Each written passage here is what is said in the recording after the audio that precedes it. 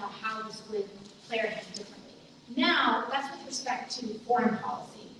In terms of our domestic response to Ukraine, there are things that I would be doing differently. And one of those things is the way that we are treating Ukrainian refugees is the way that we should be treating all refugees in the United States.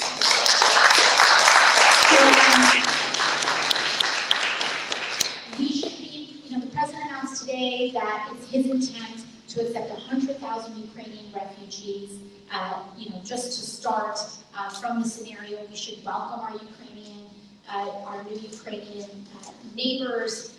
But, I think a lot of us coming from communities like ours, they ask, what about when it was us? And even just a few months ago, we did not have this kind of announcement for Afghan families who were fleeing.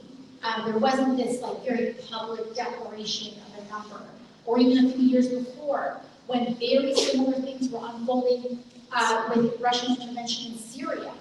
What we were hearing back then, when it came to accepting Syrian refugees, was we don't have space, it is a broad, vast country, there isn't space, etc. And so I think we need an acknowledgement of the fact that U.S. immigration policy is rooted, it all started with the Chinese Exclusion Act, which was racist policy, and then we've tried to evolve from there, but there's a lot of that still haunts us today, from nation quotas, etc. Just now there was reporting about even there are Ukrainian folks and families coming in through the southern border, and we have to be making sure that all refugee families, they're saying Title 42 exclusionary policy only applies to Mexican, Guatemalan, and other countries, but that it doesn't apply to Ukrainian refugees on our southern border either.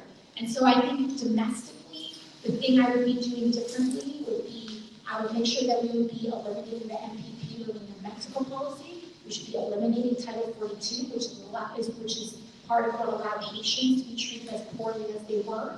And we need to be giving everybody the grace and the welcome and value that our Ukrainian families deserve, but also extending